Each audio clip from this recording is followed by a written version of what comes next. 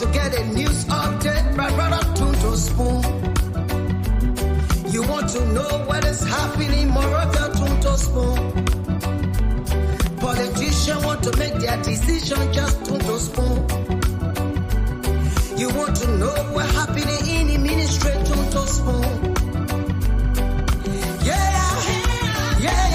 Tunto Spoon. Tunto Spoon. You from Fonjema, Maryland, Tunto Spoon. Tunto Spoon. If you eat Kepan, congratulate my brother Tunto Spoon. You got a Spoon TV, you got a Spoon Radio, Tunto Spoon. Tunto Spoon. You wanna get a news update, Tunto Spoon. What? Yeah, Rastafari. Kilibamba, kilibamba, kilibamba, kilibamba, kilibamba, kilibamba. What I want? Yes, what you about today? Spoon TV. Yes, what you about today? Spoon TV, Spoon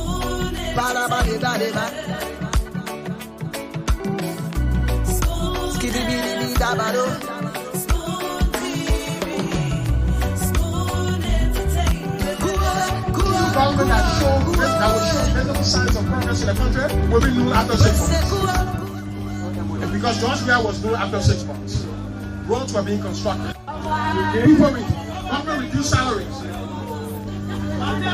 What has been the tangible, visible sign of productivity of the government in 9 months? MOUs, 3 billion from China. I signed a 2.5 billion swap deal from China.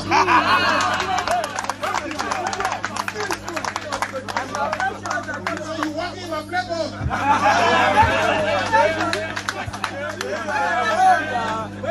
We are signed. 2.5 billion from China. That doesn't mean that the money came. Let's stop deceiving the Liberian people. Let's stop using misinformation and propaganda and optical shenanigans to impress the Liberian people. And I will speak directly to the Liberian people tomorrow.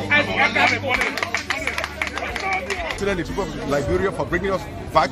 We have demonstrated leadership, especially the president. We are grateful. But when we came, there are promises, packages that should have been given to us. And we have been here for about 3 months, and we have not received, about 90% of us have not received what was promised. I received a phone, yes. I received 25 kg, yes. I have not received my oil, I have not received slippers and all those things. But what we get on our feet as a startup is the $300 per head for the elderly people and the young $25 as they are spent. So some of $225? Yeah, for the case. $90, right? That's the equivalent. Then $300 for the adults, family heads. Okay. So the family heads, no matter the size, you are giving a bag of that 25 kg rice, bag of rice. So now, 3 months, we are not seeing any sign as a startup because people are hosting us. And then we are now also contributing to the upkeep of the home, to things are being prepared, it's building up pressure. So we want to get back on our feet, now to sit down. So that little money that the government will give us is a starting point that we can turn around to get on. So now, about 2 months ago, the Liberian government, sent delegation which was held, led by the air. What's the issue? They are only our money. You don't want to speak louder? Yeah, I said they want to pay our money. We are sleeping in the pool. We are sleeping in the pool, no mattress, no food for to eat. They came, they took all the mattresses, they took all the rice, the pork, and then left. Since then, we are sleeping in the pool. You said who? Say that again? The Elchuba came and took the mattresses, they took the rice, they took all the pork. And we are sleeping in the pool. Our package. Air Chuparisi told you that finance ministry on to our package. Okay. That's why we are not being paid.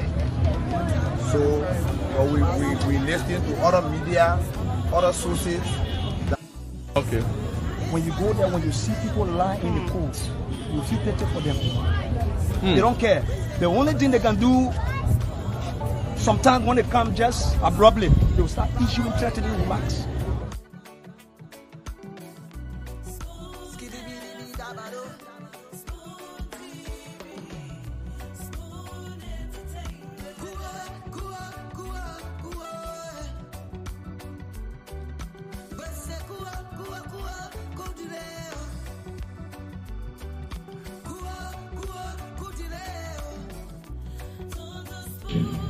Liberia is facing a drug crisis that is affecting our youth and jeopardizing the country's future. This epidemic, driven by international criminal enterprises and their networks, poses a severe threat. In response, we have not only declared the drug epidemic a health emergency and a national security threat, but we have also been taking steps to address this issue by establishing a dedicated national body to tackle drug abuse in Liberia. I urge international community to join Liberia in addressing this escalating drug crisis.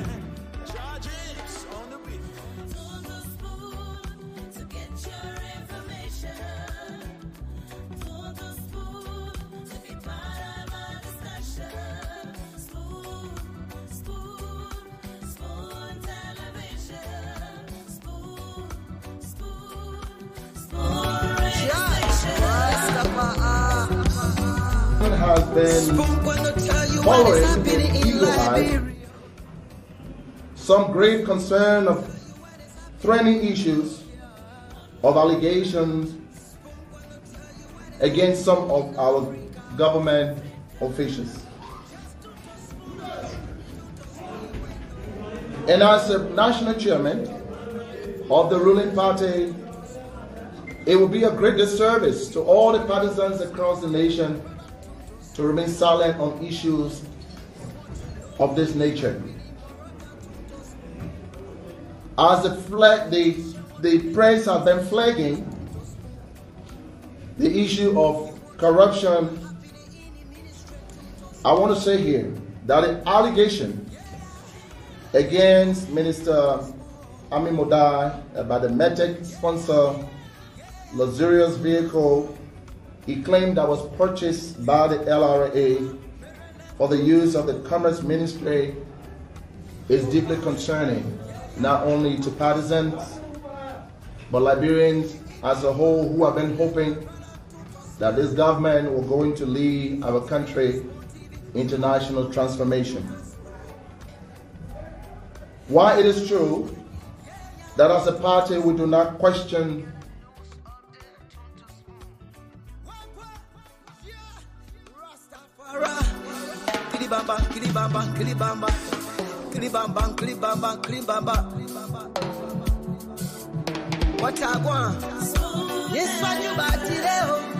Spoon FM, Spoon Radio, Spoon TV.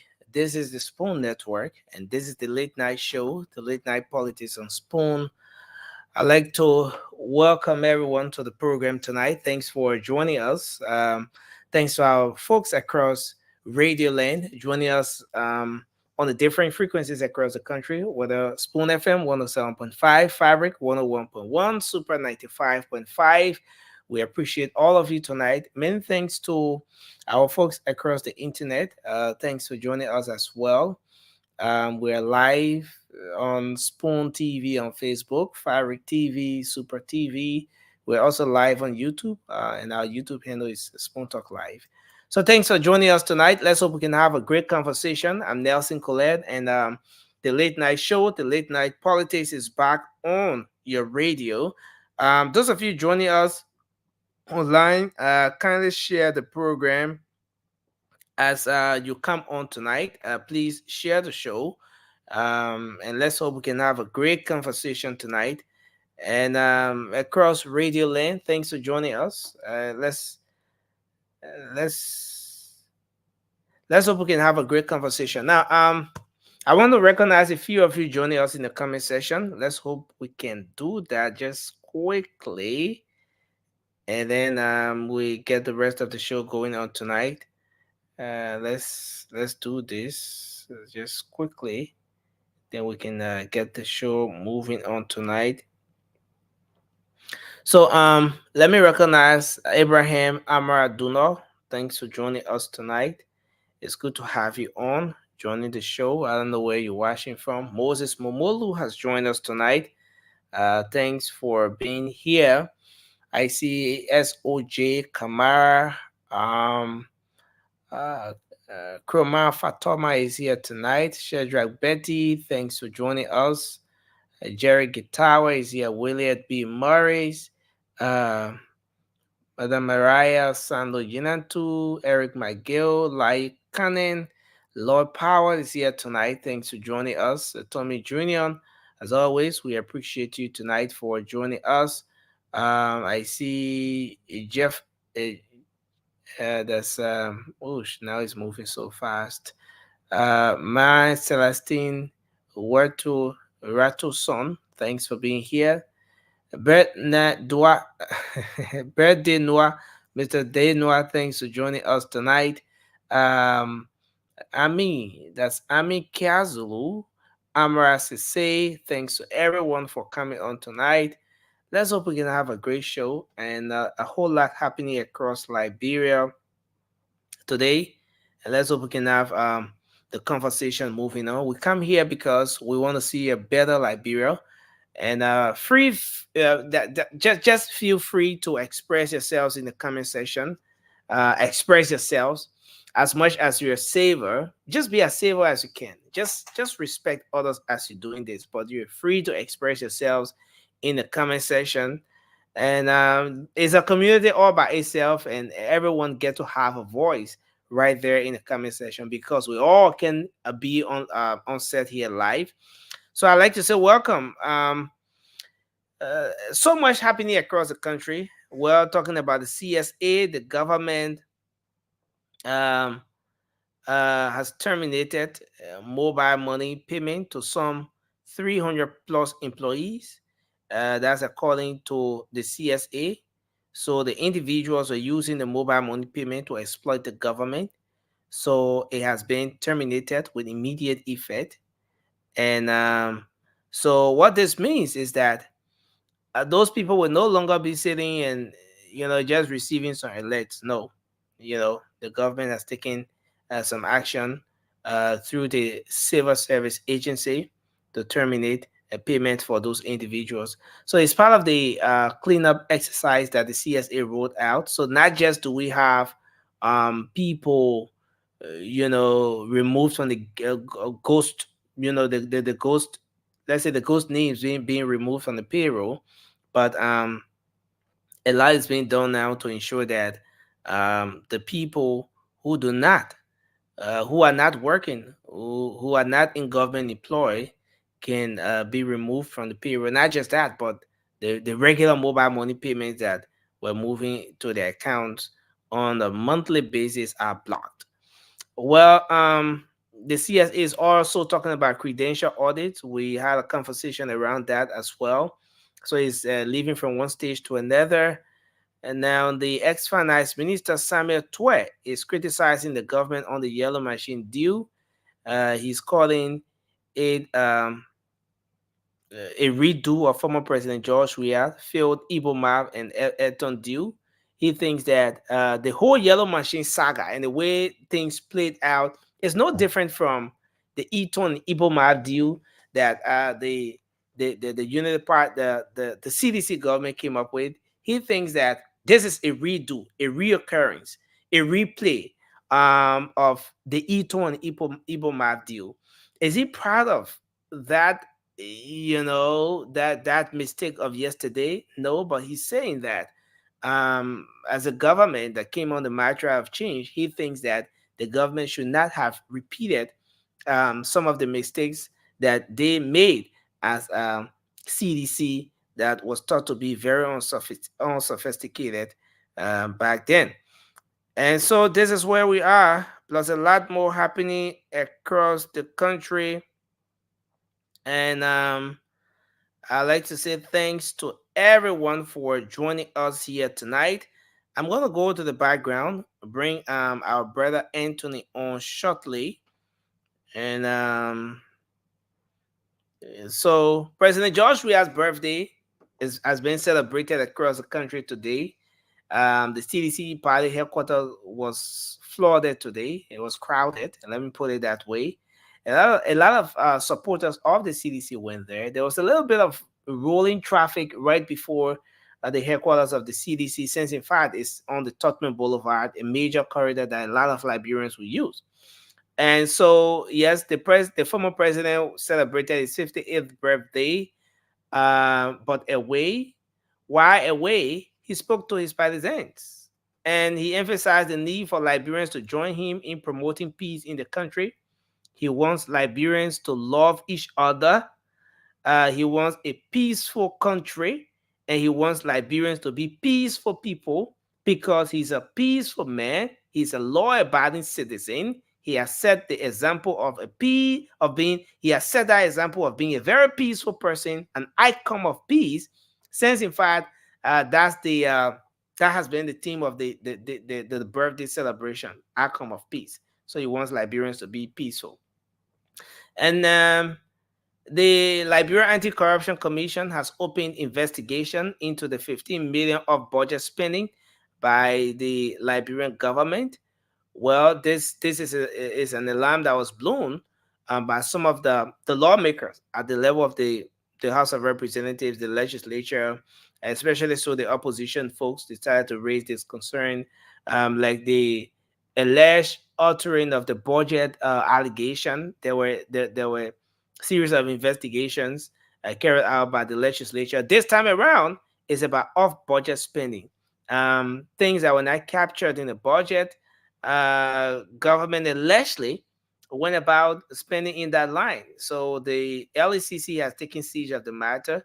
The LECC has opened investigation into the 15 million of budget spending by the government of Liberia. And LECC is saying that they're not going to back down. They're going to push this to the end. They're going to make sure that decisive actions are taken if evidence if at any point in time they get to unveil any evidence uncovering this particular wrongdoing, they're going to take decisive actions. What exactly does the power of the LECC looks like? Where do they stop? Where does the power end? How do they even engage this particular issue? There's a lot more happening across the country, but I want us to kickstart the conversation now. Thanks to everyone for joining us tonight on the Late Night Show. Let me bring the team on. Usually, the first person I bring on is the co-host. So let me bring Francis on. You know, the way they're making me black tonight. This is not a good day for Vasco. But you got to understand, Francis, today Vasco is celebrating. You know, Vasco and George and Manny celebrating. So I saw you keep black. I thought you should be in white, celebrating with the guys. You know, they are like, everybody should be celebrating, regardless of how you feel about Bagube, you know, former president, former world best, everything. Yeah, man. Yeah. Let's put politics aside for a few minutes. You know, everybody should celebrate. I heard you sang a nice birthday song for former President George Weah in the chat room, right? Was it you or Sandy? No, I think I saw Sandy or somebody else. But you know, my voice too expensive to just sing for free. Come on, man. So, come on. But the former president is a musician too now. So if you want to sing a man song, the man will sing your own song. Yeah, man. But Francis, thanks for joining us tonight. Let me bring the guys on. I see Bila is in the background. The way Bila can squeeze in the corner. Bila, what's going on with the corner? You must say everything about everything. They press you down. Is someone suppressing you or what? If you go left or right, somebody will walk in the camera. Man, this is an international TV. Anthony, so you gotta sit down to a very strategic and unique area. Then you be looking up. Is the camera mounted all the way above you?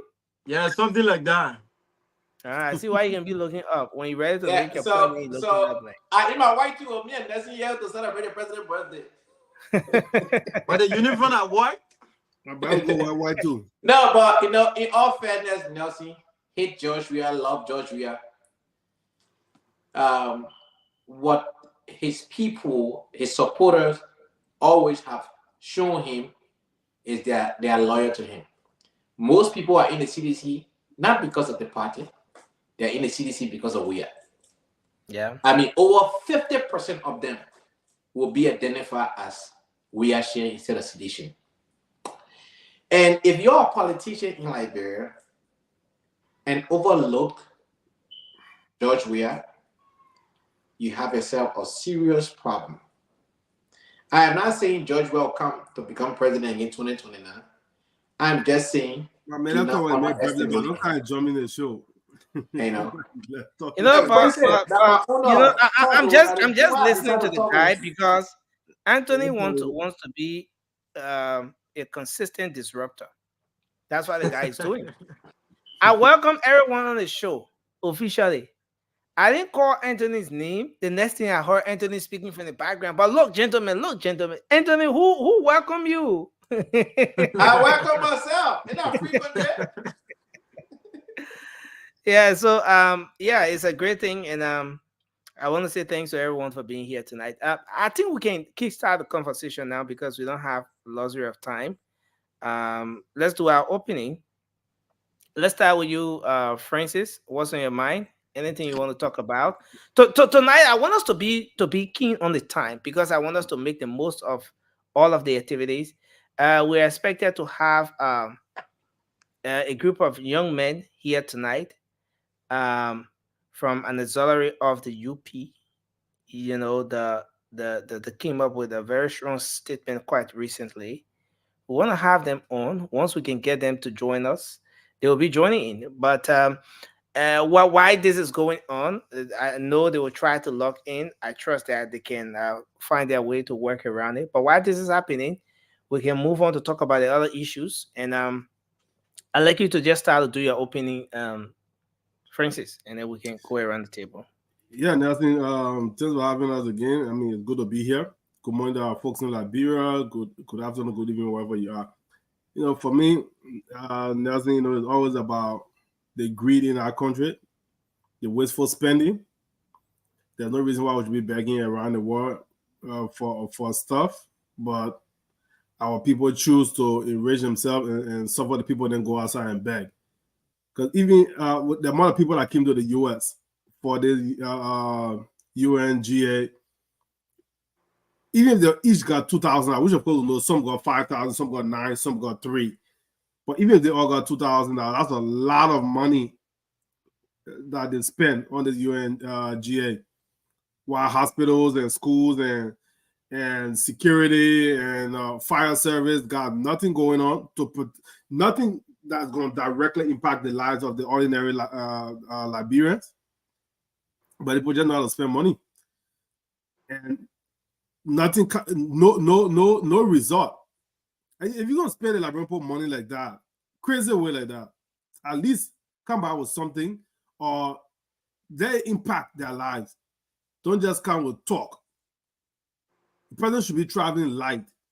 Outside of Liberia, nobody looking for the president to harm him. He should travel light. All the people are not forced to go. If you're going to a financial meeting, carry a finance minister, your security, and that's it. You go to agriculture meeting, whatever they can do, carry agriculture minister or your deputy agriculture minister, your security, and that's it. Or maybe your commerce minister, something like that. But don't be carrying your deputy minister, boyfriend, girlfriend, children, nephew, sisters. Don't be carrying all these people there. And then all they got to get paid for the Liberian money. Well, that's it. That's Liberian got. Thank you. Peter, your opinion? Let's hear you. Thank you. It's a good thing to be back. I like to begin always by saying good evening to you, fellow panelists, and to the Liberian people viewing and listening to all about whatsoever mean. And it's a good thing to be back to discuss Mama Liberia. And I've always been thinking outside the box when it comes to Liberia. And I thought to talk about the issue about pride. And always we misunderstand and misconstrue the definition of how we want you present yourself out there as being a proud individual. If you find yourself in a particular sectors, or you find yourself in a career, what you want to do for life, and you have been elevated among your friends to a certain level, I think that speaks volume to the blessings of God. And if your pride cannot reflect back on those who you left in another level at a lower pace, then we have to question that pride. Mostly people see pride as being you want to self and esteem yourself from other people who you have some level of struggle with down the line. You feel that you ought to you are now one person who should subject yourself to people who you should give some level of help to that. If your pride is not reflected on the life of those who need it, then you have to question yourself as individual. So I just talk about that because people always see the issue about pride from different angles and perspectives. And sometimes people who feel they have seen themselves at second level in life, they don't want to they don't want to value other people down there because God has made it for you. So I'm speaking to the minds of people who always feel being proud should always be about self-reservation. Like you all want to look down at other people. So that you talk about that in my opening quickly before we get into the conversation. Thank you. So what's your point? What's your point? So my point here is, Nelson, you being a journalist, I believe that you did journalism. No. No, I just want to take typical example. We have a lot of issues to discuss tonight. I ask you for your point. Don't put me in your point. What's your point, Bila? So example, Nelson is a journalist. Nelson was no. Don't start your point with example. But you gotta give me a chance, huh? Yeah, but I asked you for your point. I'm dropping my point. And I don't know where Lynn Lackmore is coming from tonight. I don't want to say what he's saying, but I mean, you gotta go to the point here. This is time, Bila. We don't have all day. Lynn Lackmore, don't bring out your Jurassic Queen debate with me. I don't know. Thanks a lot, Bila. Thanks a whole lot. Let's hear you quickly, Anthony. Your opinion. Lynn. All right. Good evening, everyone. Good evening. I'm excited to be here once again to discuss issue pertaining to Liberia.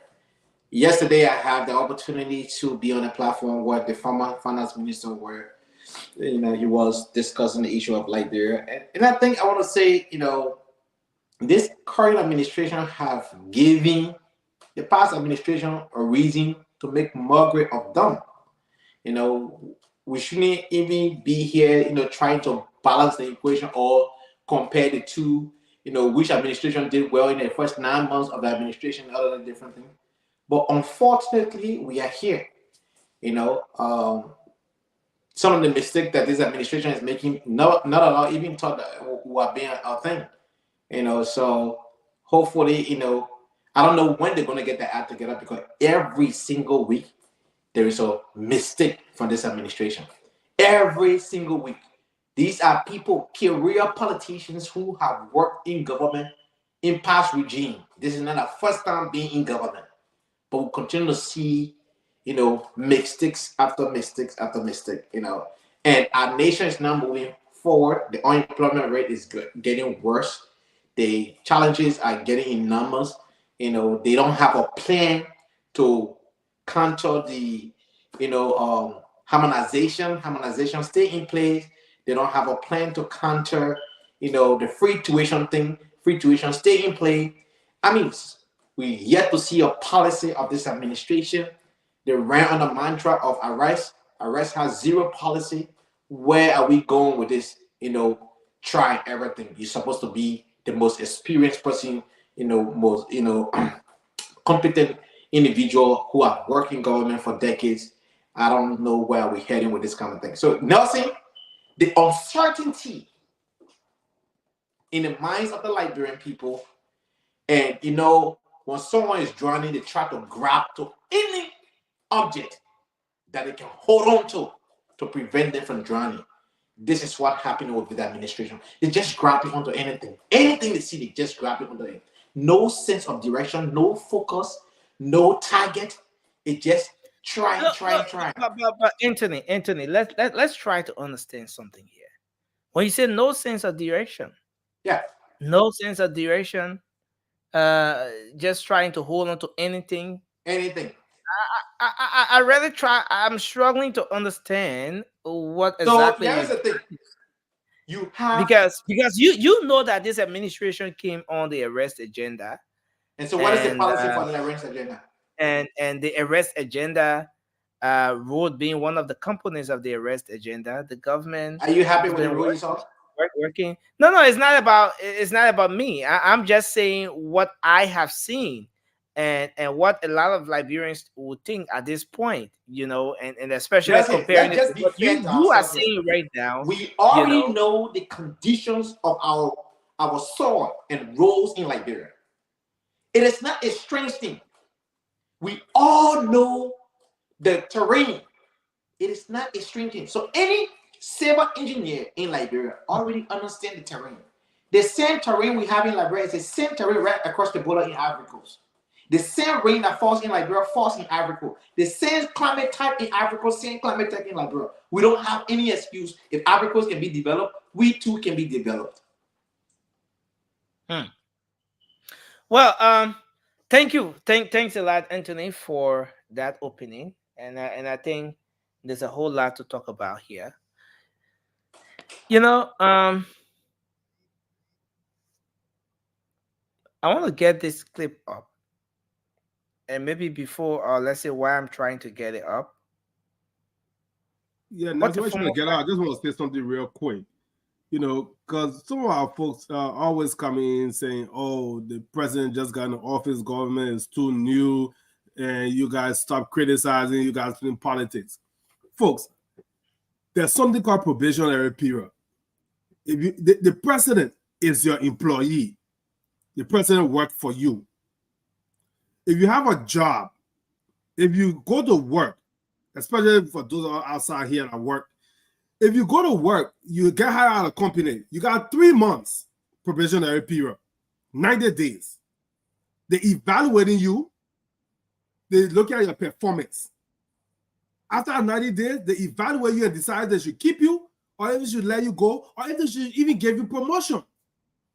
So the president being in office now going on what? I mean, probably 9 months or going on, 9 months now. What you're talking about saying the major guy in office? And thank you. How you evaluating this president? And I know you want to start a whole conversation from there, but I want us to kickstart the conversation from here. Just last evening, we had this discussion on the credential audit and all of those things that the CSA is talking about. Today, they're talking about the termination of payment to some 300 plus employees of the CSA. Usually, the accounts are opened, but you can link your account to your mobile money, and that way you can do your transactions. It's very easy. It's one of the easiest means by which a lot of other organizations will pay their employees across the country now using the MTN mobile money platform. So, but the CSA is saying that over 300 employees have been blocked. They're not going to be paid anymore through the mobile money platform. In fact, they have ordered the company to block the accounts of those individuals. And this is following a process when, this is part of the process of the CSA cleaning up the payroll, something that has been criticized every step along the way. And to some extent, some people have said that they've been affected. With the latest pronouncement from the CSA, 300 plus individuals. Is this something that's worth commending? Can we say that at this point, we are beginning to see progress. And I know a lot of people will criticize the administration. Some will be praise singers of the administration. But where do you stand? Can we say that we're making progress here? 300 plus individuals are going to be blocked, and this is going to be saving the government of Liberia some good amount on the monthly basis. I mean, let's start the conversation from here. Francis, let's hear your take on this issue, and maybe we could take 2 minutes each on this as we transition quickly. Yeah, Nelson. I mean, it sounds, it's a good thing, that this administration is thinking about stopping wasteful spending, but also I can't even say stopping wasteful spending, because as we can see, they are creating a bunch of, all right, these 300 plus people, I bet you none of them make $1,000 or more, or even $500 or more. It's probably like the $50, $150 people then they take care of. You got ombudsman people then that about to start taking $10,000 a month. So the 300 people alone, the ombudsman people, the ombudsman office just created, and now sweep maybe 5,000 people paycheck. But for instance, it's very important to state here that the ombudsman, Councillor Kanga, when he went for his confirmation hearing, he said, when he was pressed by the senators, though he didn't want to disclose the amount, but when he was pressed, he said the proposed amount captured as salaries for each of the 3 commissioners or the 3 heads of the office of the ombudsman was 10,000 each. Yes. But that was proposed. So as to whether that proposed amount was accepted, whether it was being decreased or whatever, that's something that we can't say for now. But that was and there hasn't been any update to the public of the I agree with what you just said, but did anybody push back? Did the government say anything about what that pay will be? So until somebody can come out and say otherwise, that the 3 members of that group are not getting paid $10,000, that's what I'm going to keep running with. Because I can bet you, when you add an incentive, it will be more than $10,000. You know the country, how they quit a true incentive. But let me not just go off track. So yeah, it's good. But another thing, when they did not black, let's say list these 300 people, because if you are suspecting that these 300 people are ghost names, you can't say have they been sending money to that account for the last few months and they just decide to cut it off today? That's ridiculous. Because if you suspect that these 300 people are ghost names, I don't know, a month or 2 months ago, stop payment immediately. Because if I don't receive my paycheck, I'm coming to my office, especially if I'm working. But if you say I'm on a ghost list, and then you still pay me, I'm not coming to work, but you pay me, I will continue to stay home and receive my paycheck. Then when it stops, that's when I'll make noise. So they should immediately block those people's account the moment they identify that they were ghost names. Not doing it after you have sent a few more paycheck according to what you just said. But for instance, again, it's also important to state that this thing has been done through stages. There has been stages of the entire process. The first stage was making the pronouncement to get all civil servants to go and regularize their status, which was done. And following that stage, the people who did not turn up to regularize their status, they were being blocked and given a time frame. And that within this time, from this time to this time, that's a window period to go and make sure you're regularized. And when some of them did not still show up, then their accounts were being temporarily blocked until they can show up. So you see, they were not receiving money. After they did not show up to regularize their status, they immediately stopped them from receiving money, correct? Yeah. Okay. But then that's where the confusion came from, because I thought it sounded like they identified those 300 people, they were still getting paid until they finally blocked them. But if that's the case, then that's good. But let me just make sure that they are doing it right and doing it fair. But like I said, they are blocking people that make no more than $500 a month, but creating new positions for people that are making $10,000, $15,000 a month. So how are you saving the government money? You are losing more money. I'm not saying it shouldn't take call wasteful spending, but it should start creating all these useless positions, redundant positions in the government, and paying them 6 figures. And that's the only way this country will see. But is this something that's worth commending?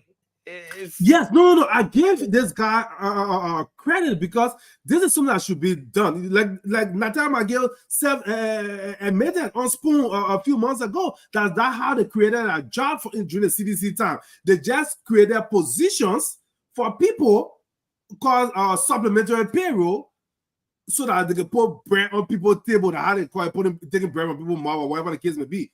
So all these people that they put on this payroll, or some of them are not even working, ghost list, hence the ghost list. Yeah, I applaud this guy for coming in and trying to clean up. But I'm still saying the president should stop creating these useless 6 figures job for their friends and other people. It's a waste. Thank you. Bila, let's hear your take on this issue. Thank you so much. Yesterday we were talking about the issue about credential audit, and today again we're talking about the issue about people being blocked. And like you said, there are stages when it comes to the issue of we reaching to where we are today. I listened to the director Josiah Joker when they even gave the benefit, because when I listened to him, but then people were protesting that they heard rumor at the level of the Ministry of Labor that the director and other folks in the agency, they are about to say some series of action that will affect them in terms of how they will be blocked from payroll and all sort of rumor that they were saying. And he said, this process is a fair process. If you feel that you've been working and you're not receiving your pay, you're not the kind of a ghost that we actually think about, you can come and clarify. And if we stay there and abusing your right, they got a board of appeal that you can even take an appeal to, that serve as a mediator between, I think he called the name of that board, that serve as the mediator between this agency and that of the executive. So right there, I don't have any level of authority. If there's any final hearing from that board. So basically, the process is a very fair process, and we can have all of our disagreement with the government. Thing has it, but there are certain sectors in this government you don't want to just take it from them. This brother is doing well in terms of how we want to see governance from a more transparent and accountable area. Yeah, I can agree with another argument that there are other people fighting hard to gain some level of revenue in terms of how they want government to run by saving some money. But there are other people that being paid a certain unreasonable amount that you and myself can sit on the platform and agree that nobody should be paying that amount with some level of benefit while the people are suffering. But again, you can't take it from Josiah Joker, because the process of which, like I said yesterday, there are some missteps along the way, and we can acknowledge these things and say, yes, I think he has to work on it, but nobody's perfect completely when it comes to governance. So on the issue of what we're saying is the progress the government is, it speaks volume to certain sector being serious in the Joseph Boakai administration, that which we see in the practical aspect of it. And I also say thanks to the brother and his team for the great job at the place there. I think they can keep it on. It should be more holistic. It should be more, like I said yesterday, it should not be something that is selective process, because when the process is selected, people see it as a wish home. People call all kinds of nomenclature on it that they think in their mind they want to call. Thank you very much. Thanks a lot. Let's hear you, Anthony. So correct me if I'm wrong about this measure about the director of CSA, Mr. Joket. I saw that 600 people have been identified in the process in the tune of, I think, 70 million Liberian dollars or something like that was paid out. before they identified the people. But come again with that information. You say you saw that. It is 600 people with a tune of 70 million Liberian dollars. Are you talking about this present action or previous actions? No, it's a 300 people, a little over 300 people at this point who are being blocked. The other stuff I read is 600, but again, I don't know who's telling the truth here. So the question that I have first before I make my statement is that also in that particular news that I read said that they are stopping government payment through mobile money or just for those particular people they identify. Are they just for those particular people. Just for stopping government payment? Because the one I read said they're stopping mobile money transaction for salary payment. No. You know, in fact, the mobile money for salary payment it has transformed the way the whole salary payment thing works across the country. Now, before now, take for example the teachers who work all the way in the interior, in those rural counties. There are some counties in the country where there's no bank as we speak. Absolutely. So what those people had to go through was just so stressful. You will work the entire month. Sometimes there's delay in the salary. Then when the salary comes, you have to get on a bike or get on a car, pay thousands of dollars, go to the next county where there's a bank before getting your pay. And that's how the whole mobile money was introduced. And I'm for mobile money. That's the reason why I was asking the question. I'm for mobile money. I think mobile money is a game changer. Thanks to the people in Kenya who launched mobile money in Africa before the whole world took it today. Credit to Africans who came up with that idea. So yeah, I'm for mobile money. Maybe this paper did not tell the story right, but they said he's stopping government salary payment through mobile money. That's the headline. Whether or not it's true, I don't know. Saying you are a journalist, that's why I'm trying to confirm that. Yeah. If that is the case, that is not good. But if that is not the case, then thank God, right? As per these ghost name and all of the different things, kudos to his courage, kudos to the willpower to muster the courage to do this. But my other thing with that is that, like Francis was alluded to, it's the lower level. It's people who are not making much money. They need to take it across government, right? Make sure that people are getting the money they're supposed to get based on this function they provide for government. A lot of people up here who are not doing the work for government, who are taking a huge salary. The police who are working tirelessly to keep the country safe don't have the requisite, logistics to even perform the job, let alone the salary coming. That uniform alone, look bad off. So he's doing his best, but I hope that when they go into that retreat, they go into that cabinet meeting, to talk about these things where they'll put the country first, right? Invest money where it needs to be invested. When we don't have police having vehicles in 14 counties, these things should not be happening in the 21st century for Liberia, So yeah, I want to commend the brother for mustering the courage to do what he's doing. But I think this administration in general need to do a better job. He's just one of many of them are collecting the same salary he collecting to do his part.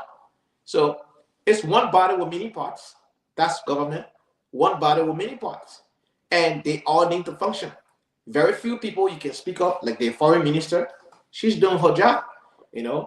We can see her work. We can see, I saw the woman at the United Nations jotting down notes while other people are playing on her phone. She's writing, right? I mean, that's the kind of thing you want to see. But again, I want to commend the brother for the courage. Change is not easy. He will have a lot of pushback, but it will only materialize with his consistency and the president of the republic, supporting him and say, I got his back, kind of thing. Because if they are just, allowing him alone to do this, then he will not have the support he needs. Things are successful where we are today because if police get you ticket, motor vehicle there to hold you accountable, your insurance company there to hold you accountable. So many other people you have to deal with, not just the police giving you a ticket, you know. And that's why make the country successful in doing so. So yeah, the brother needs support. In as much as they're bringing people down, also they need to create the avenue for the private sector to grow so people can get jobs. Putting people down alone is not something, because at the end of the day, even though your intentions are good, but the output and the result will be bad because more people will be put out of work, but there's no other alternative. They too were feeling indirectly 5 to 10% without line of work. So again, government needs to balance the equation here as they go about, implementing good governance policy. That's my take on that. Thank you very much, Anthony. Now I want us to transition quickly to some of the comments made by the former finance minister comparing this government, the early stage of this government, to the early stage of President George Weah administration. He's saying that, okay, so back then the conversation, or let's say during the campaign, the debate was that, look, this government, the Weah administration is incompetent. A group of people who are less sophisticated. We need a more experienced government, people who know what they're doing to come aboard to take on the affairs of the country, to steer the affairs, to make sure that the country progress. But the former finance minister is saying that in the midst of everything that was said, the early stage of the George Weah administration is no different from this government, because the Eton, just like you have the Eton and Ibomaf deal, is a repeat. The Yellow Machine saga is a repeat of the Eton and Ibomaf deal. So if you go back to 2018, for example, when the government just came to power, in June of 2018, there were two beautiful deals, brought before the government of Liberia. One was the Eton, and one was the Eton, and one was the Ibomaf. Well, the president signed those two loan agreements. Now, there were concerns.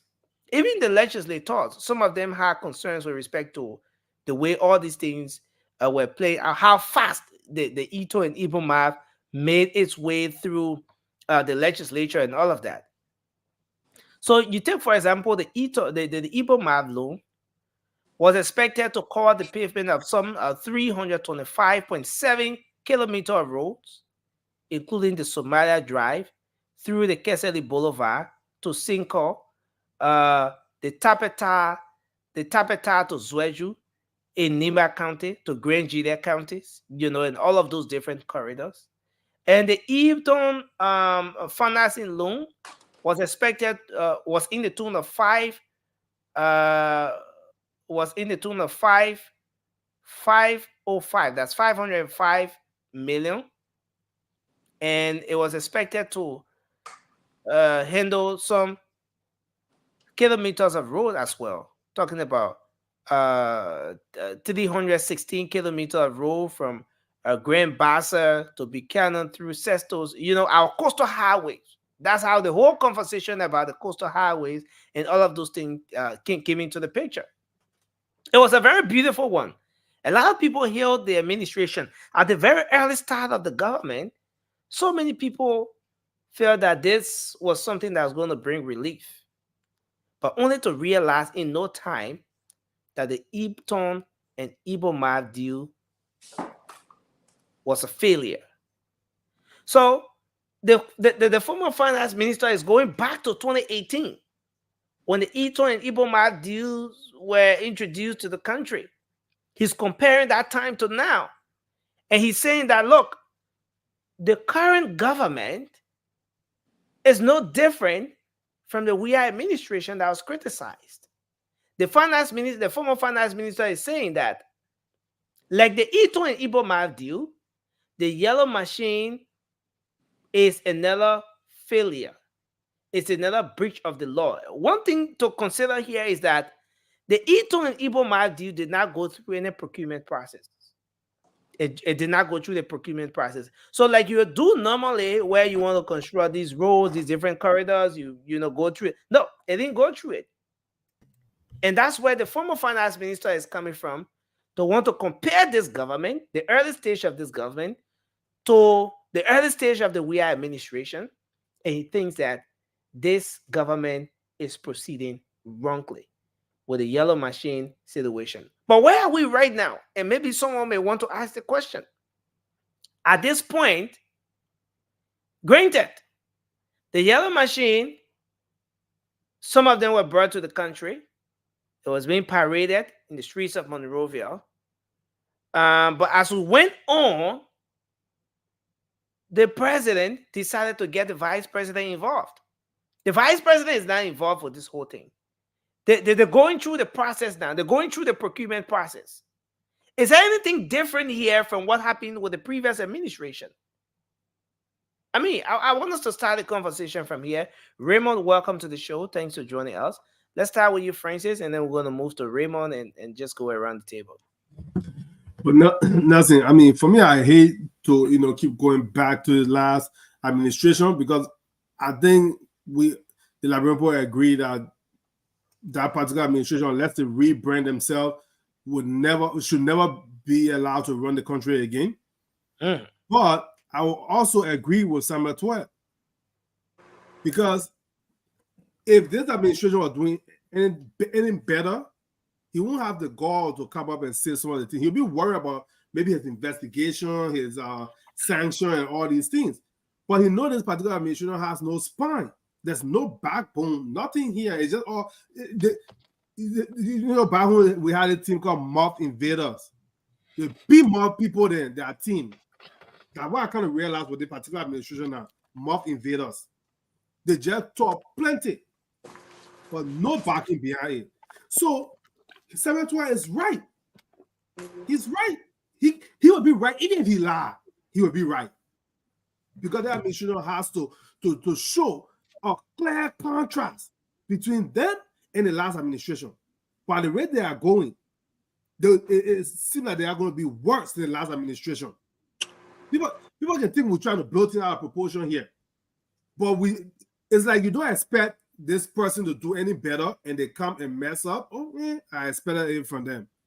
But when you speak highly on somebody, and then the person come and perform terribly, it's very disappointing. Francis, the whole idea of trying to compare the Eton and Iboma deal to the yellow machine under the current administration, is this something that that we should even compare? Is this something that has any similarity? Okay, so for the Eton and Iboma, for example, that the former finance minister is making reference to, it was cancelled after the government realized from all indications that the company, in fact, did not have what it took, in fact, to provide the loan. That this entire thing was fake. It was cancelled. But has it gotten to that point where anybody can beat their chest to say that the yellow machine is a failure? Has the current administration failed? Yes, we can understand that the similarity here could be all those two, let's say those two things happening at the very start of the two administrations. In 2018, the George Weah inaugurated. Yes, the Eton and Iboma thing came into the picture. In June, he signed it after it went through the legislature with a 4G speed, and there was no procurement process. Yes, in 2024, President Baka is inaugurated. Yes, similarly, yellow machine came into the picture and stuff like that. But has it gotten to that point where we maybe want to compare the two? Do you agree with the comparison made by the former finance minister? Nelson, these two deals are not exactly the same, but you can also look at the both administration, like you mentioned, the beginning stages, blunders in the beginning stages, But then let's just look at the yellow machine thing. It has snowballed into a whole different thing. In the beginning, it was 285 free yellow machine. Giving the labor. That's what we're talking about. Gentleman agreement. Gentleman agreement. But it was going to be free. And then we all started speculating. People started saying, oh, we don't want to give out what a Gizi Mountain, this and all that, blah, blah, blah. Then later on, it comes down to, oh, they are going through the process of negotiation and things like that. Then they came out with almost $90 million to get the 285 yellow machine. Then they come back now to about what, $27 million? Look, what's going on here? What's going on here? Look at the difference between almost $90 million to under $30 million. I'm happy if we can pay under $30 million for 285 yellow machine. That would be great. But look at what's been going on from gentleman agreement, free, to almost $90 million to now $20-something million. What kind of irresponsible government is this? Come on, there's process in place. If the process doesn't work, and the Gallup procurement process, the bidding, and all that stuff, if it's not working, change it, adjust it, restructure the process. But don't come here and be jumping around, leaving room for the last administration to come and criticize, even though they mess up bad. But now you are giving them the reason to talk even more. And because of what this administration is doing, they are even doing a great disservice to the Liberian people. Because Liberian people say, oh, we thought I was going to do better. Then this CDC should never. That means that particular administration will be a group. Unless they bring different group to run CDC, this particular group is incompetent, incapable of running the government. So they should never even be thinking about coming by the 2029. But because of what this administration is doing, it's like they're laying down the red carpet for Gbegumo and a group again to maybe try and come back in 2029, which would be a terrible thing for the Liberian people. Thank you very much, Francis. Raymond, let's take you, and then we're going to take Anthony. So there's no comparison in no form. I knew you were going to say that. No form, shape, or faction. The Eton deal, the government have had MOU signed with Eton, send it to the House of Senate for indictment and all of that.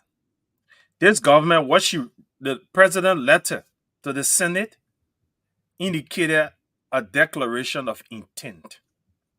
Under the law, a declaration of intent is simply saying, I want to do a thing, but I haven't done nothing legal about it. And in contract management, a declaration of intent is just a desire, it's a wish list. No obligation whatsoever. The government of Liberia is not obligated to no contractor. And contrary to my brother's information, that first it was free, the government of Liberia never provided any information, was speculation. And speculation should not be the place that government official information is. But what do you think held the government back from providing the information? The president provided the information. The president letter was the official information on this. So when we want to discuss this, we should take the government official statement and do not go for yes, say, they say. Then we're not doing justice to the discourse. The president's information was a gentleman agreement. It's a good faith agreement between two parties to do a business with no obligation. It's similar to in contract management considering a declaration of intent. Let's say my brother Jabate is into business. He provides services. I'm into business too, and I want his services. But he and I meet at a gathering. We're gentlemen because we have high standing in society. We got repetition. We got standings. I can tell him, sir, I intend to have a business with you. Can we do this? Can you provide these services? My lawyer's not involved. Nobody from my business, just he and I having a discussion. And I said, okay, I will make it formal tomorrow. I will send you a letter. And in the letter, I can declare my intention to do business with him. That's a declaration of intent. No binding. I can cut off the business anytime. He could cut off the business. Nobody hurt one another. But for the past government, they went into a memorandum of understanding. It took our international partners to help us to prevent that deal. It did not take no international partner. And in negotiation in business, until you get pen to paper, you sign a deal, you get a contract, business ain't done. I can walk to. I want us to do something here, Raymond. Let's do it this way. Declaration of intent, no memorandum of understanding, no legal binding document. Binding document, no document that binds any of the parties that with respect to this particular thing. But what can we say about the machines that were brought into the country? And Nelson, yes, I can understand from one angle that it was being said that, look, the machines that are brought into the country, yes, if we cannot get to one understanding or one conclusion, the importer can decide what they want to do with the machine, either to sell it to someone else or to carry it back. Yes, it goes back to the aspect where you say, yes, no binding, no obligation on any of the parties, no legal document to, prove anything. But again, is there anything different here, Raymond? I've said it clearly.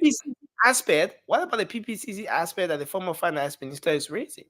So Nelson, is he making a point here when he talks about the process, the yellow machine not going through the PPCC process, and that like their Eton and Iboma did not go through the PPCC process, so the yellow machine did not go through the PPCC process, and it means that it's a reoccurrence of the same thing that happened on a DI watch. Is this something that he should be proud of in the first place? Nelson, it's a false narrative.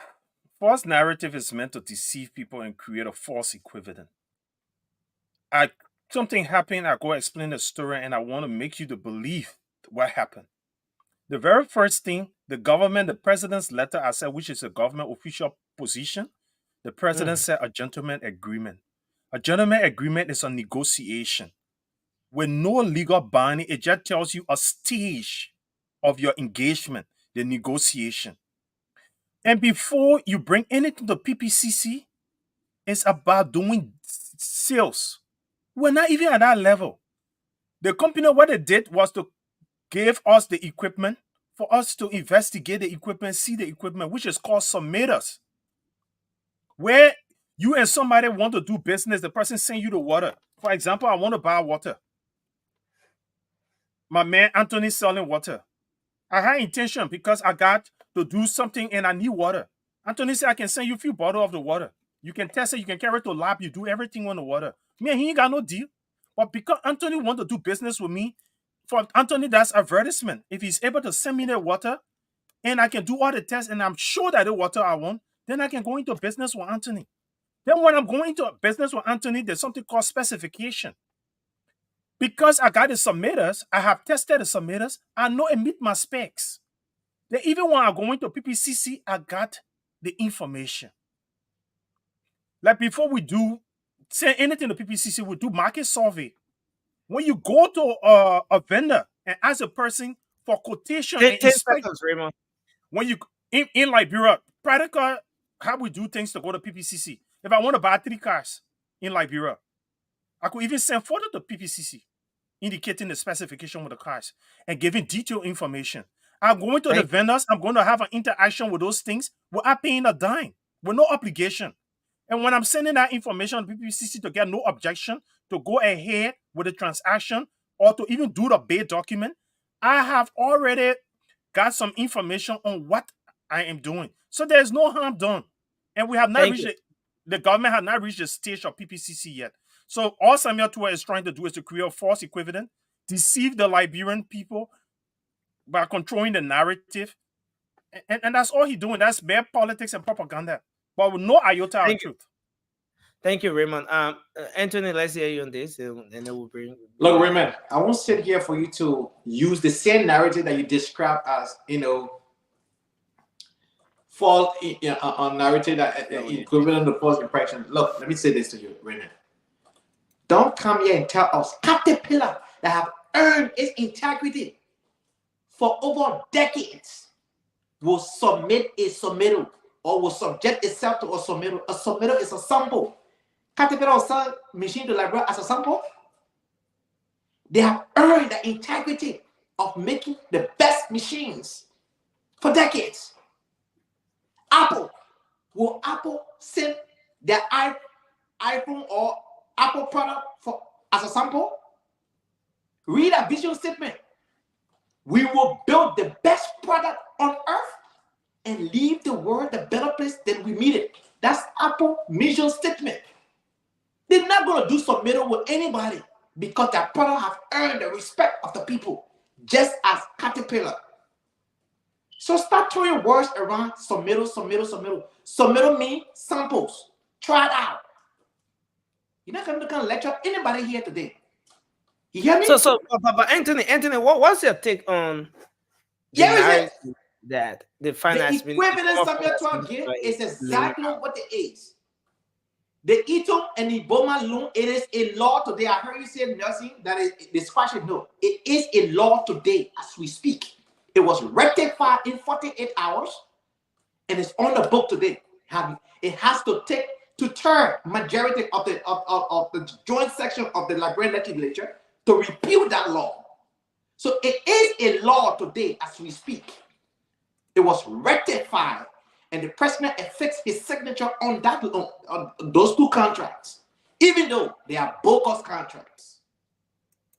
Okay, now, Nelson, let me just say this. Mm-hmm. Let me just say this. On the 20th, that's the 14th of July, mm-hmm. in 2021, mm-hmm. the Liberian Senate, mm-hmm. using the very tutor you're talking about, okay, instructed the Ministry of Finance, mm-hmm. following their action on the cancellation, mm-hmm. instructed the Ministry of Finance to cancel the whole Eton and Igbo MAF deal. So the voter had to turn. Yeah. The plenary of the Liberian Senate. Okay, if they did that, I was not aware. Thank you for that information. But I know because it was a law, it required a two-thirds majority to do that. Now, thanks for the information. Now, Raymond, to your point again, and here's why I want to disagree with you. A violation of the PPCC has taken place, and if you will not believe me, believe Councillor Tawan Gonglo, a renowned astute lawyer who also served as Minister of Labor in Liberia and also Attorney General of Liberia, wrote an op-ed on Facebook.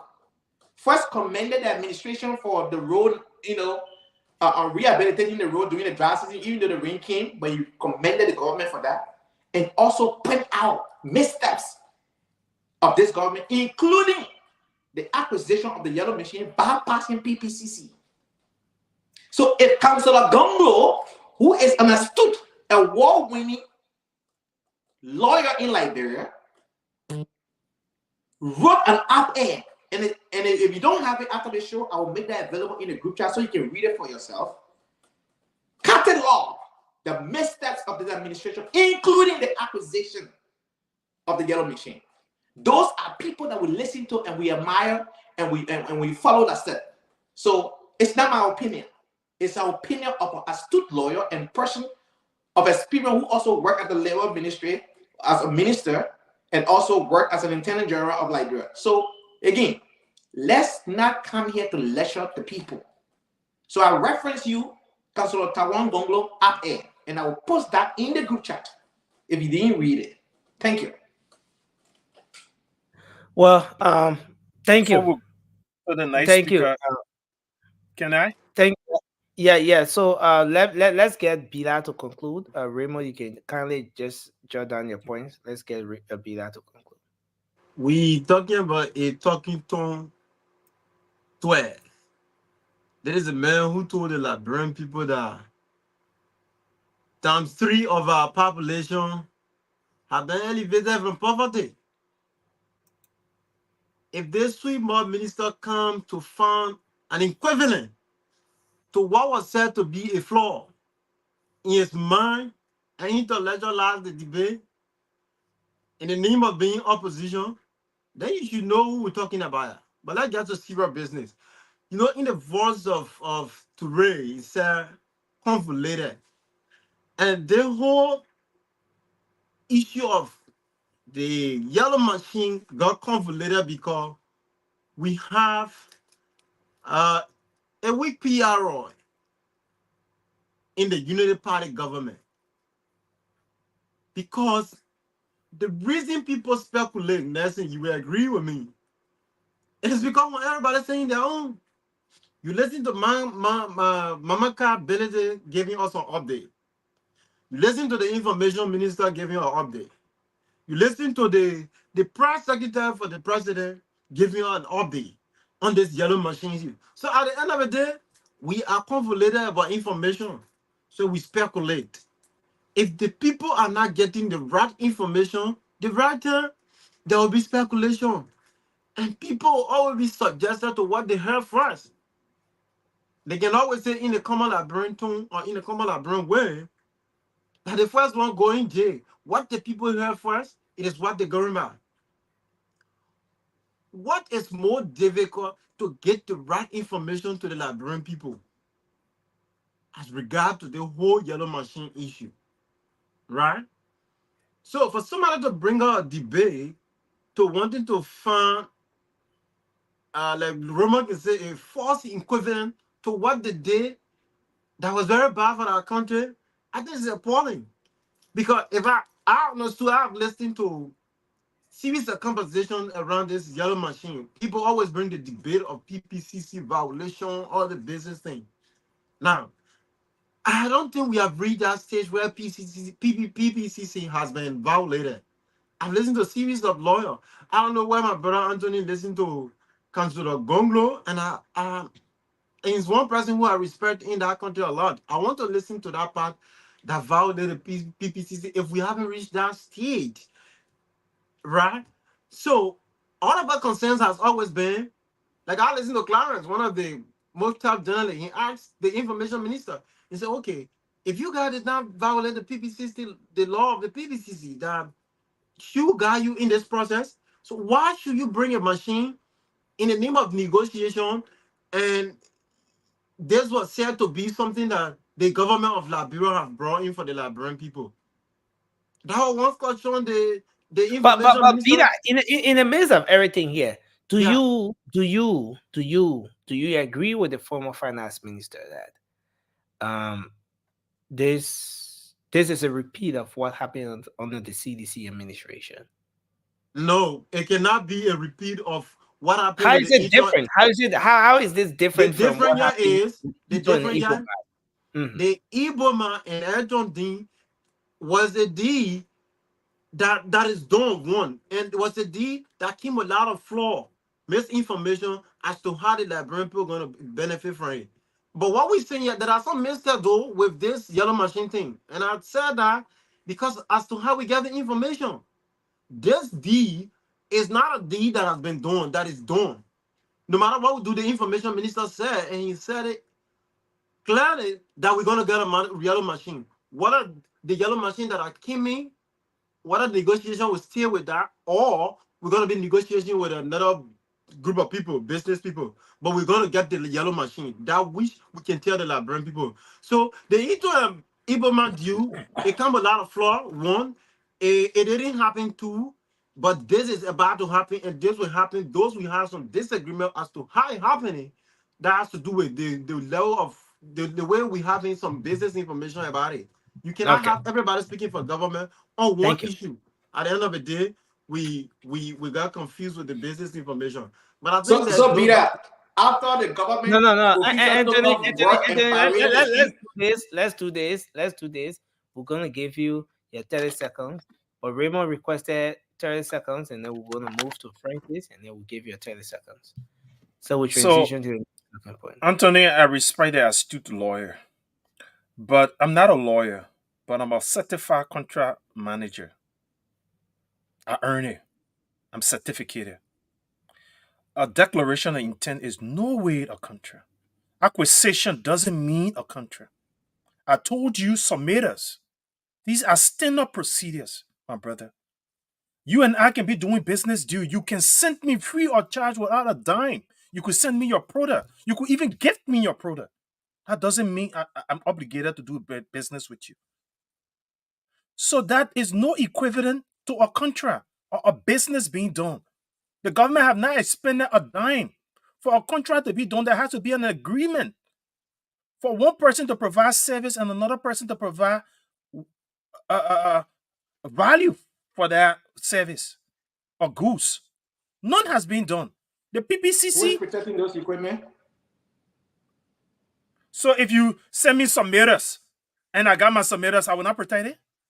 It can even be, for example... Earth moving equipment are not Okay, subjected so to but submitters. Anthony, There's no, Anthony, you would not there's interrupt, no Raymond. limitation on submitters. You can even send a jet for a submitter.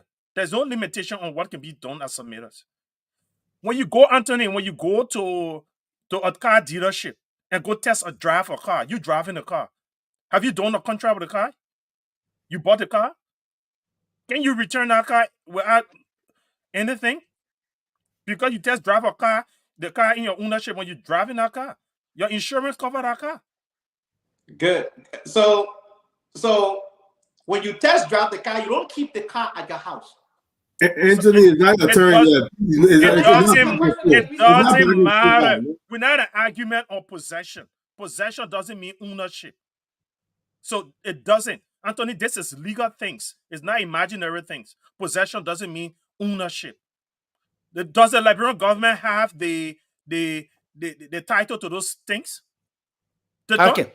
Thank you, Raymond. Thank you. Francis, please take your 30 minutes quickly. 30 seconds, sorry. Yeah, I'm glad Raymond brought out the issue of this thing about car, right? Because they're going around saying the government did not violate PPCC rules, right? And I know, maybe I don't know, or I don't understand anything there, but PPC is the procurement process, right? How you're about to maybe get the thing. So let's look at the car scenario that Raymond brought up. You can, okay, if the bank is financing a purchase, and in this scenario, the bank is the legislation that will approve the money. So before going to the bank for the check to finance that purchase, you will have negotiated with that dealer. You have already identified the car you want. You go and negotiate with the dealer. The dealer says, okay, give me $20,000 for the car. You go to your bank that financing the car, and the bank will cut you a check for $20,000. So you have already gone through a negotiating process, and now you're ready to purchase. You go to the bank for financing. So when you got to talk about the not violate the PPCC law, then where did they get the number from for $80-some million to purchase 285 yellow machine? So how did that come about? They never provided you that number, that speculation number you quoting. I mean, so right now, the one that they talk about the 20-some million dollars, that speculation. Bro, we can't be taking gossip into government. Gossip is Raymond, not government. stop that. Not government official. Raymond. They came up with a dollar amount that they needed the legislature to add to the budget or sign to pass, so they can be able to procure those 285 yellow Where's your machines. source of information? Where's your source of information? You get to it, before you get any financing, you should have gone through a negotiation. So before you ask for money, you should have already negotiated your price, and you know the cost. Then you come to a financer to finance your purchase. So when you're talking about the invalid PPCC laws, I want you guys to tell how that make any sense. Thank you. You know, and that's a very important point. You know, and going back to this whole comparison, we will always make the analysis around these issues. But sometimes it's very important to know who's speaking, the speaker's intent, and the narrative that the speaker is trying to sell. Right.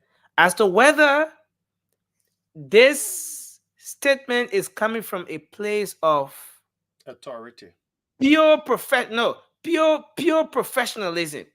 Like, we can all be professional people in our different areas, but there's a way I will disseminate a particular information There's a way I'll present a particular narrative to suit my intent at a particular time. On one end, someone may present this particular maybe yellow machine issue to suit a particular narrative they want to sell. And so I just want us to take that into consideration as well. As we move on with this conversation. But I want us to conclude here, unless if you wanted to come in, Anthony, I saw you wanted to come in, and then we could, if not, we could quickly transition. After Anthony, I would like to say one thing, please. Mommy, not saying anything that will not. No, you just talked too, and you're about to talk again. So my people, my people, I don't know who y'all believe. Y'all listen here. Let me speak the real like Brent English. Councillor Gongo as a minister proper of labor, who understand that labor ministry better than the contractor Raymond. All right, the man who is an astute lawyer who taught law at the Louis Atterham School of Law in Liberia. Louis Atterham.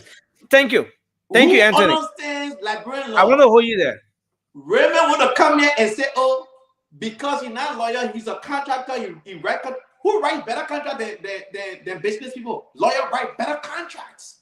Thank you very much. I want to hold you there. Let's quickly transition. We're about to open the phone lines. Today, President can I get a few seconds? In the process, while the president is celebrating his birthday, he was away.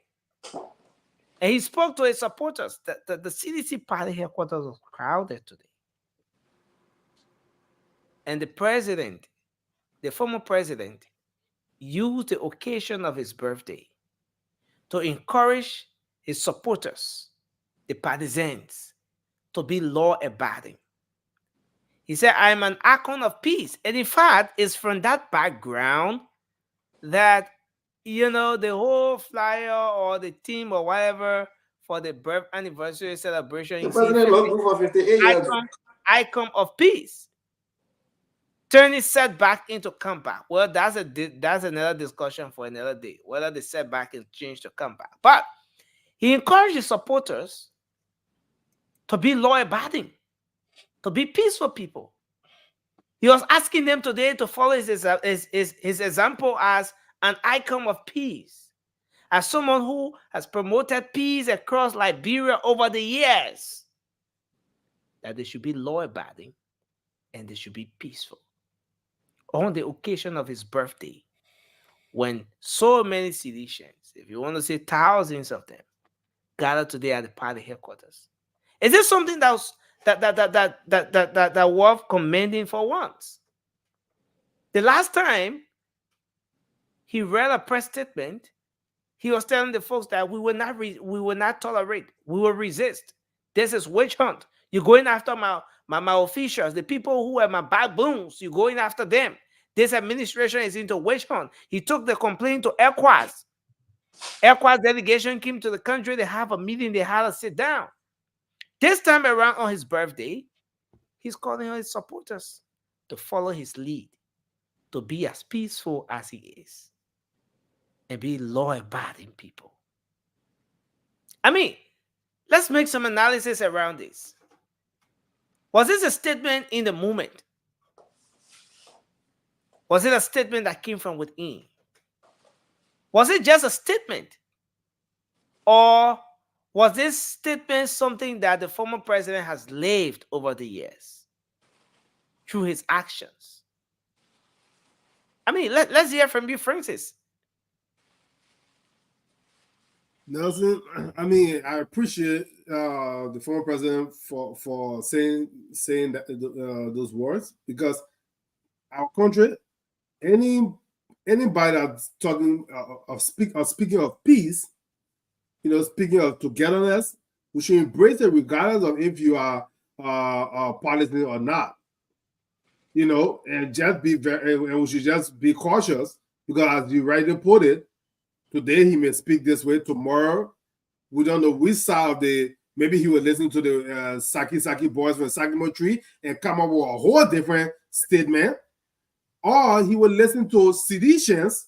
And when I say seditionists, these are people who really got good intention for the country, and they will and the adults in the room will speak to him, and then he'll come up with this profound, peaceful speeches, which we should all embrace.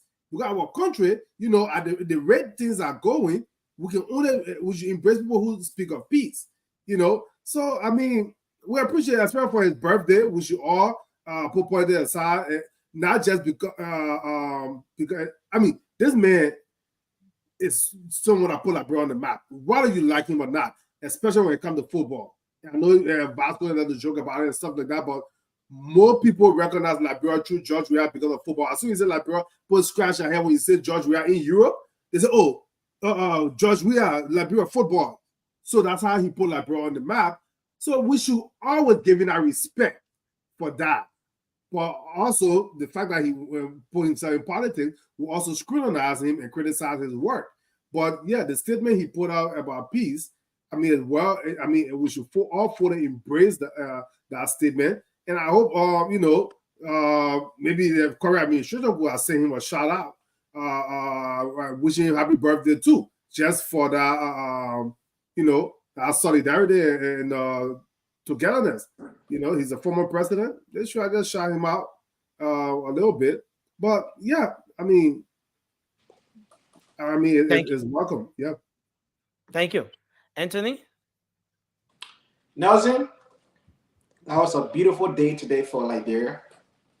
A beautiful day to see the former president encouraging his followers to be peaceful. One thing people overlook, the man called George Weah. He may not be that eloquent person. He may not be the best president that we have had in recent time. But there is something about George Weah with the ordinary people. Whether you like it or not, he connects with the ordinary people. He has that in him. People who believe in him, not because he have done a jack thing for them. They just believe in him for who he is. And you cannot take that away from him. Nelson, you're a journalist. You can tell that since they lost the election, this is the first of its kind for sedition to gather in their number the way they did today. In the absence of former President George Weah. And if you're a politician in Liberia, pay keen attention to George Weah. Don't overlook his potential. Don't overlook his power. Don't overlook what he's capable of doing politically. Even if George Weah may not be president 2029, he has the power to influence the electoral process. And that is something that people should know. This number should send a lesson to this current administration. It is this administration that solidified this kind of support he got today. They had no reason of being to the party headquarters.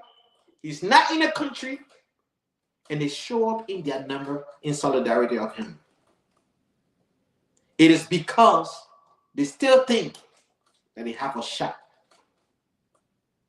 And so if you're a political strategist, if you're a political pundit, if you're somebody who just think that we are just, that we get like attention, that only one president will have in the country. You are dealing with the people who, for some of them, the entire lifespan, they never experienced what we call the normal day Liberia. All they have seen is hardship, and continual hardship. They never experienced what some of us have had, that little bit of normal day Liberia, where we bought a bag of rice, $13.50 for 100 pounds or 50 kg. And fast forward, the maximum it was for 25 Liberian dollars. Liberian dollars, US for 100 pound bag of rice or 50 kg. Many of them today, at least over 50% of those people that are over there today, never lived that normal day Liberia. They don't have that story. They don't have the experience. Thank you. So if you're talking about your normal day, you're wasting water on their back. Pay attention to them. Thank you. Let's hear you, Ribbon. I don't think Vasco and George, who are sedition, could even sell We As better than my brother Anthony. And you know the content of the book by the details. And Anthony have sold President Weah better than George or Vasco have sold him. And have never sold his stand-up bearer at the Zanakome. Not a given day. He will use every opportunity. Maybe that led to the defeat, the massive decline from 7% to 1%. Raymond, what do you think? I mean, the man admiration. You think Anthony abandoned his official duty, his mission, and then started to focus somewhere else? His admiration for President Weah is stronger than diamond, harder than diamond. And his love for Arizona Comey is... I never supported Weah in politics, never. All your comments about President Weah have always been positive, never negative. So I think CDC needs to recruit you. Vasco and George needs to step back every time there's a pro-Weah comment and let you to do it. Well, first and foremost, it's commendable for any Liberian, especially one who has a command over a segment of our people, President Weah, to speak about peace. But you know, when he called himself an icon of peace, then I wonder why he always have to call himself an icon of peace. Because when you are an icon of peace, you talk, speak, and act peace every given occasion. And you don't need to introduce yourself. You define. But the party that he controls, when I see the product of that party, I see nothing that resembles peace. My brother Anthony ANC, I will call Mr. Cummings a man of peace over President Weah. I've never seen ANC having any political clash with any other political party where people got wounded.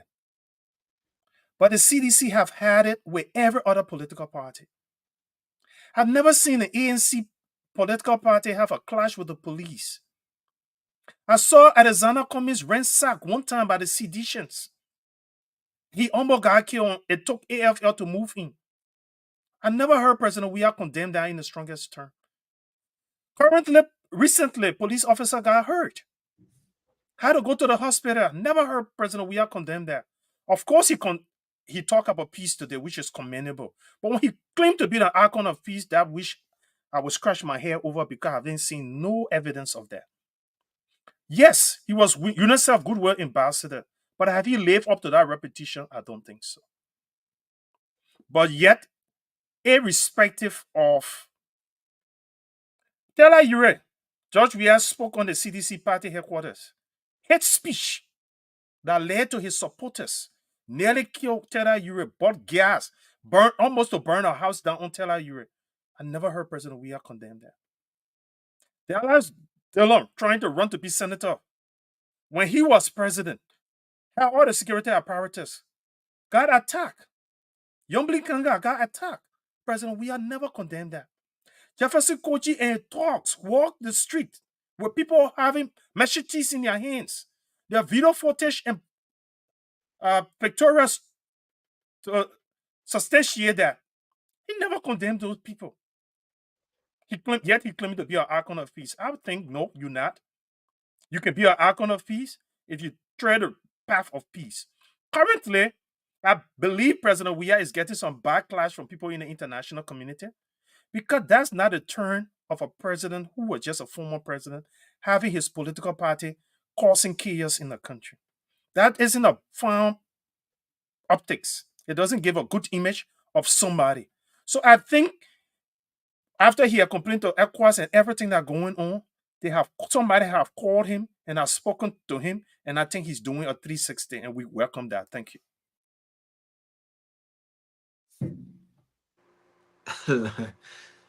Raymond. Oh my Raymond. What is the peace endeavor of the unity?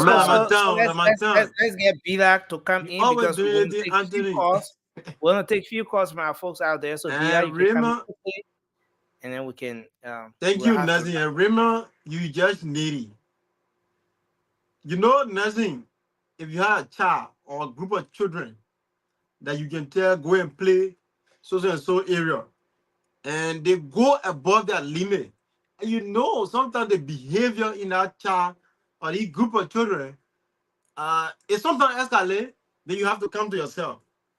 CDC has never been a party that have constructively engaged the issue in opposition. So Mr. Weah know that he could use the occasion today to speak to the minds of seditions, Weahians, or whosoever chants that found themselves at the place today. Anthony asked a question. He said they had no reason to be to where they were today at the party here. I said no. They have more reason. Look, if you did political science at certain level and go in depth with human behavior, when you do human behavior analysis and understand how sedition has been glued loyalists to Mr. Weah, you get to know that they have reason to be everywhere Mr. Weah is. So that's not something that anybody can dispute, right? Mr. Weah is loved by a segment of people in our country that nobody can take from him. And for one fact, you cannot take anything from him. When it comes to that issue, that level of law people have always created for him. He did well in the full-body war. Politically, we disagree with him. We felt he wasn't that leader who we think could make the necessary impact that we thought our country was at a point where we needed somebody more academia, more leadership skills, and in terms of how our country can move in line with governance. We had all the business disagreement with him, but the brother is law beyond every reason. And I want to use the occasion to always to say once more, happy birthday to former President Weah. But like always, people will say they means peace. He's the peace ambassador. But we haven't seen it in practical aspect. It is obvious I can come on the platform to say, yes, Anthony, you are the best leader. But the practicality in relation to leadership, if I'm not seeing it in you, then we have to question your leadership. And that has always been our argument. If you say you are an icon of peace and you control a group of people who is 95%, 95% on the average, they are disgruntled, then you must question now your leadership style of being a peacemaker. I don't think it's the icon of peace. I think it is always encouraging that you should use all of the occasion to talk to the people to be peaceful. We got a political party other, the ANC, the LPP, the Liberty Party, all of those folks are there. You will never hear them in any disgruntled as being in opposition or wanting to show that they are opposition under the CDC. Then you have to sit down and question that icon of peace statue that has always been given you. But I think it's a good thing to always speak to the people. Your people, if they believe in you, they're gonna listen to you. And I think that message today should send up a series of thinking to the minds of sedition who think that you should always be disgruntled in opposition. It doesn't. Thank you very much, Vida. It's been a great show. We have to go. But just before doing so, let's take a few calls from our folks out there. Let me activate the lines 0555101075 and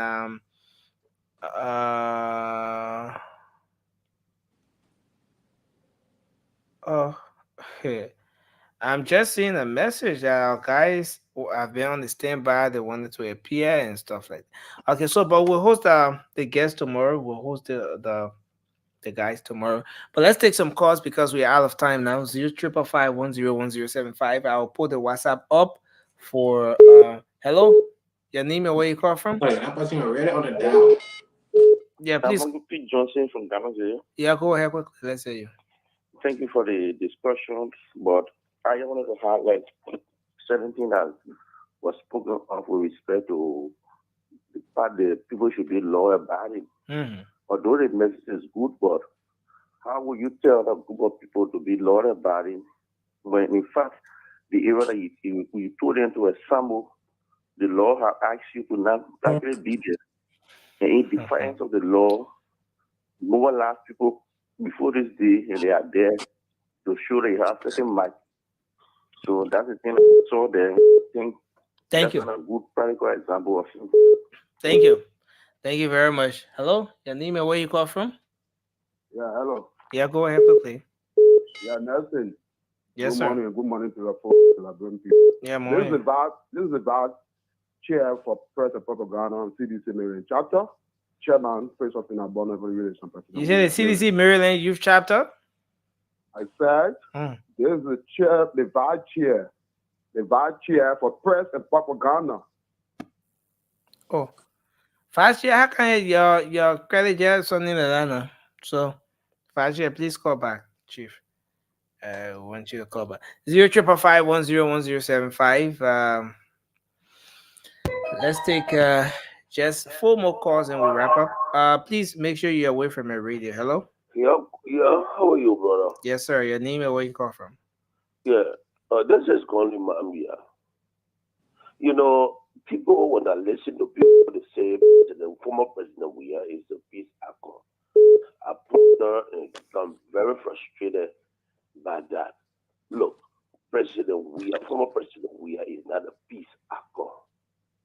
He's just fortunate that group of the multitude of people, some of the people follow him. He is a violent person. He has never shown that he's a peace ambassador. And you know, let me just remind from the semblance of showing to the public that you are a violent person.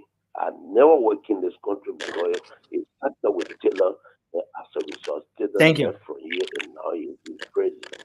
So anybody who feels that you got multitude of people and gambling in places, and you try to show the posture of dismissal and violence, you will have a day in a court. Thank you. Let him be mindful of that. This country is a country of law, not of man. Irrespective of the conglomeration of people, you will equally be responsible because ignorance has no space in the democratic nation. Thank you. Thank you very much for your input. 05551101075. I'll take a few calls from the WhatsApp line shortly, but let me see if I can get this person coming through. Hello, your name and where are you calling from? There's somebody guys on the platform. It's grand. Yeah, guys, can you unmute on set? Yeah, hello, on the line. Go ahead, you're live. Okay, let's take the WhatsApp then. Hello. Yeah, Nancy, how you doing? Yes, sir, you're live. Let's hear you quickly. Welcome. Okay, thank you very much, Nancy. Francis, we all as a Liberian should remember that this government came to power on the broken stick. We cannot expect President Boakai to do everything good, 100%, no. But the way in which he's going about doing things is better. If you check today, the European Union gave $110,900,000 and some more dollars free as a grant to the government. A few days ago, the Japanese government gave $2 more million to Liberia to buy rice and other things. Francis, you are a very long man. Where were we when all of those things were going on? Now from Ganta to Secretary, the road has started. On the 20th, it will keep up. All of those things is happening. And we criticize, yes, it is good that the government you support, you champion, you should criticize our government. Who does this thing? Joshua administration. You will be haunted. You will not be in Liberia. Your voice will not be heard. It is good that you guys on the social media educating the Liberian people, putting things into their brain, putting things into their mind. Thank you. I believe that this government will do well. I have the hope that this government will do well. And by the starting of next year, January, we will see the improvement little by little until 2026. Thank you very much. Thank you very much for your input tonight. Let's take another person here, 0555-101075. The WhatsApp number is here as well. You can call via WhatsApp and make your input tonight on the show. Let's see if we can take well, the calls are okay. So let's take this person. Hello.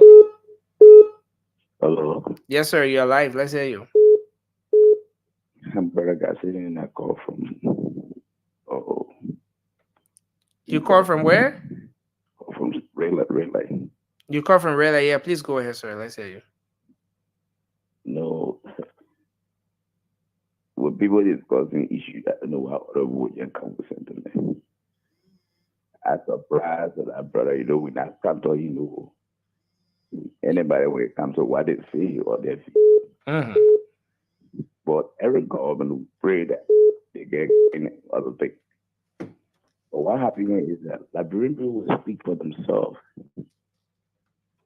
You understand me? When the government is doing well, you will get to know the atmosphere. So I don't know what other boy you're talking about. Well, they got to do well. You didn't have 1 month. What you see, what you see, what the majority of people will complain. So whatever grain they get, who feeling it? Thank you. Thanks a lot. Thank you very much for your input. I want us to take just a few more. Hello, you're live. Hello, are you responding to me? Yeah, George, you're live on the show. Let's hear you. Thank you, Nancy. Am I loud and clear? I mean, you're loud and clear. Go ahead. But you can't tell, George, we are better than Anthony. I'll speak to the discussion today. I was listening to my brother Raymond painfully sitting here, and I just wish I could get on the show. But here's what I want to say, Nelson. Even for the president to say gentleman agreement with a vendor is a complete violation of the PCC. Any agreement, whether you call it gentleman or contractual agreement, is an agreement. It has obligations. If I tell you, say, Nelson, let's meet at Sandy Bar, and you agree that we'll meet there, you have an obligation to be there. That is an agreement. So, Nelson, when people come on the show, we need to continue to checkmate them. Because my brother Raymond is on the spread of lying to our people and tracing and training and continues to looking at the truth and saying something else.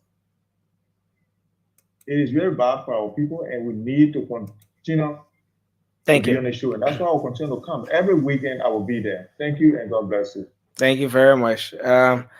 Let's take Vasco on the other end. I don't know how George and Vasco just came on at once. Hello, Vasco, go ahead. You're live on the show. Thank you, Nelson. Let me say hi to my fellow panelists. So, Nelson, we're just calling tonight to make some correction for our brother Raymond, because today we're really at it. Today, the misinformation, the lies kept coming from him, so we had to call to make some correction. He always says something that, George, we have never been peace ambassador. I want to inform him that we have been peace ambassador. The Unity Party, you're talking about Australian saying, oh, George, we have people, they're violent, they're always attacking. The president of the country, Madam Eddie Johnson, said he made George, we are peace ambassador. So he been a peace ambassador. Okay. I understand today what you guys saw, and just a birthday celebration. It's not going down well with you people. So that's the reason why tonight you're saying all kinds of things just because of birthday celebration. But Nancy, thank you for having me. Thank you Reach very the much. president. Reach the president. The man call, and you know what? The two guys call on the show. on the birthday of their leader. Yeah. And they didn't wish their leader happy birthday. You didn't see do how it. those guys are? But you remember what I Joshua. said? I said Anthony sells President We are better than Vasco and George. Joshua, no It's happy better birthday. than I us. think we on Cesar we try.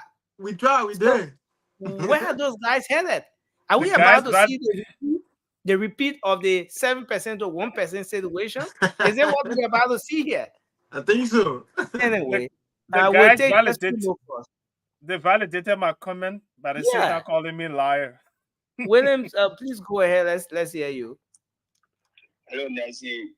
Yes, sir. Go ahead. You're live. Yeah, Nancy, I have a question for Francie. I don't know. Francie, I want to ask you. Francie, how many years old when you came to America? And how long you stay here before you start sending money back to your family? Well, that personal question there. No, the thing here is, Nancy, Francie saw that thought he makes his trend of talk. What do you mean? He just said that shouting. At the end of the day, you will be making mistake. He come and he say, Joy, we are CDC, we're not good. At the end of the day, he say, at the end of the day, Google CDC people will not talk. What do you mean? So the thing here is, Nancy, yesterday you got on a topic that really, it was hurting my feelings.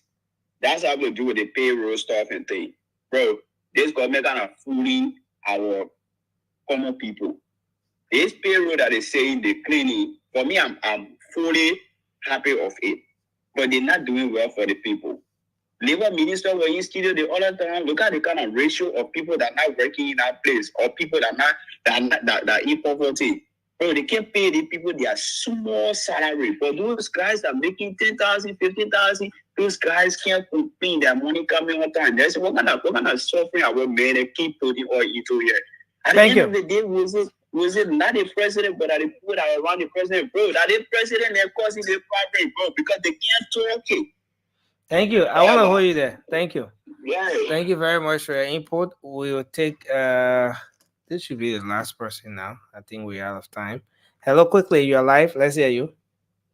Hello. Yes, you are live on the show. Let's hear you. Yeah. I live this. Ah. Yeah. I'm calling to tell you that this government came on nothing. The government came on nothing. Amen. Nothing in the cover. Ah. So when we look at this government that he will do something, nobody must say Georgia government was good. So my Catherine, I born where in the Mosul I get the Uyo. I was born 1966 August 10. I am 58 years old. So I am trying to tell you that this government will do better. It means nothing in the cover. So nobody will say that this government, it's first time that if someone used to talk the way you're talking, then time like they close your down. When the peace was here, they said here, when the peace was having in the country, in the net, and will chase you. You talk in the net, large you will come for you. People die, cutting people through. Then where was the peace that was in you? You're in America, your team were in peace, my child. We're not in peace. We're not in peace. So nobody must say that Georgia is so my Catherine, they whole statement here about the government just coming and nothing in the cover. The government, you say the government can't on nothing, all of that. Nothing, but nothing, eight months now. Some people say it not go 8 months now. You don't think the government says all the post something in the call, said nothing was in the call, and the government can't on nothing. Something will be in the cover. And we enjoy that Europe. And we now we used to come for in the market. 3 o'clock now, so we not over the market. But this time we can walk freely. Thank you, Mama. Thank you. Thank you very much for your input. 1 hour man on the show, on the show one day. The Zogo told him, Peter, at the time, Peter in Liberia in the campaign time on the show. You won't be in a hot talking. I know the horse didn't have window glass or what. And I agree with Market John that point. Shut up! You're making noise. We're on hustle here hour a day. You just shut up. Yeah. And Peter, I agree with Market John. Gentlemen, on the show. So you shut up. You're kind enough in that play for you. But guys, it's been a great show. I think we can wrap up. Yeah. Let's start with you, Peter, Raymond, and then Francis will take us on. Thank you. It was a good show, and thanks to those who phone in. Thanks to those in the comment section. Thanks to all about it that have been taking their time while listening, viewing the conversation. I think it's a unique thing that all of us can contribute in different ways to Mama Liberia in this kind of a safer manner. And I think our country will get there, but we have to reach the point where we have to get our share to speak truth to power and say the raw facts the way we see it. Because no matter how it is, like somebody said, I can't remember in the past, that you cannot intellectualize the issue about suffering in our country, because the very people you think you're talking for in relation to being an intellectual is the same people you're suffering. So what we're saying in terms of what I have to do with the bread and butter issue or the business thing, we'll have to speak to our government to do these necessary things, because that's what our people need at a level of being a priority. That these are some of the business priorities that a government should look at. So it was a good conversation. Like keep doing these things and a learning movement always with you guys here. Once again, happy birthday to the former president George M. Weah. Thank you. I will use this occasion to wish the former president happy birthday, a Liberian icon, especially in sports. And we all love what he did. But when it comes to politics, we disagree with him. Even though I work in his government, but I'm more true to Liberia than I have multiple interactions with him. And I find him to be, when it comes to a social interaction, okay. But when it comes to politics, I think he took our country into a place. And when it comes to peace ambassador, that's a title. Ellen Johnson Sirleaf made President Weah, gave him that office, gave him $1 million. For the tenure he served, the only thing President Weah did, he had a concert, he brought Samuel Eto'o, and that was it. No meaningful engagement. So having title and duties or responsibilities are two different things. He had a title, he had the money, but what he achieved, the one President Ellen tenure, was different. In fact, once he got off that seat, Akaris Gray and others were on talk show claiming to make Liberia a better Liberia. They insulted womanhood in a way that no other Liberian have done. Yet, President Weah was just the former peace ambassador. We claim he's a peace icon.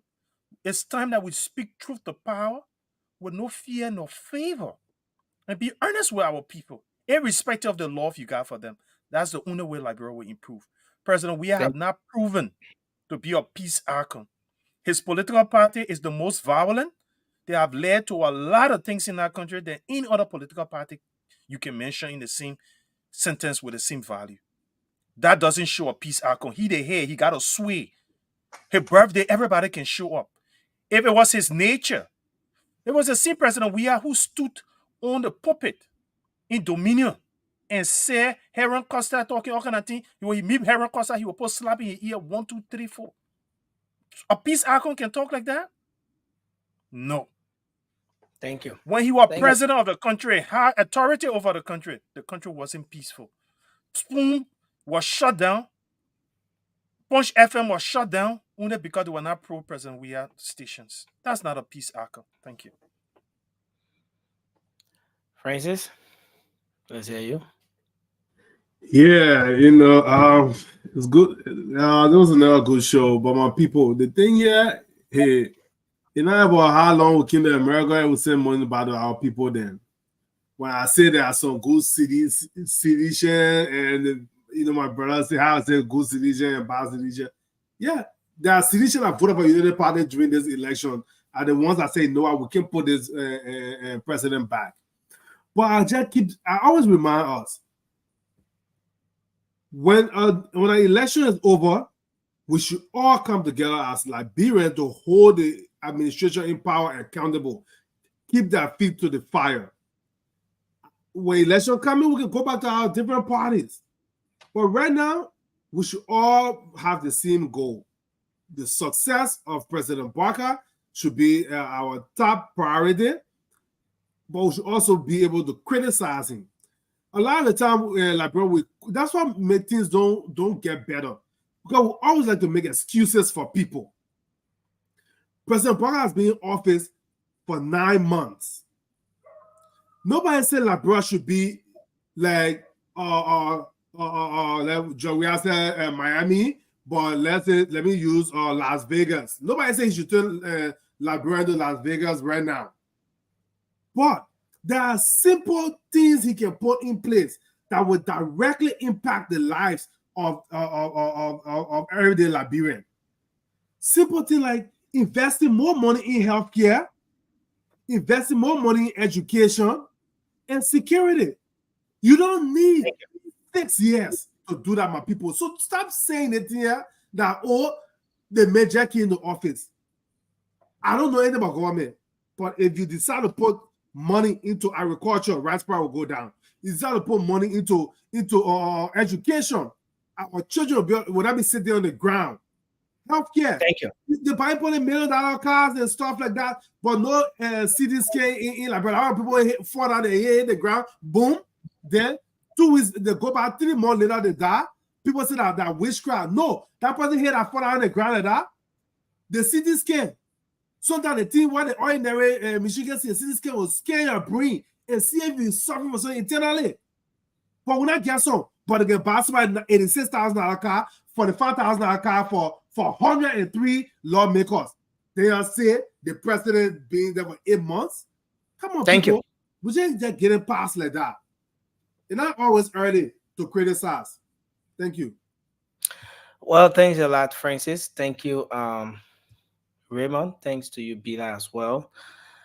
It's been another great edition of the Late Night Show. This is how we want to end up tonight. Many thanks to our audience, the people engaging in the comment section, the people glued to their radio. Even as we speak, the calls are still pulling in from different angles from across the country, but we can just take just a few calls, less than 2% of the actual number of people calling in. That's what we can take, because if we wanted to open it up, we will not have a show here.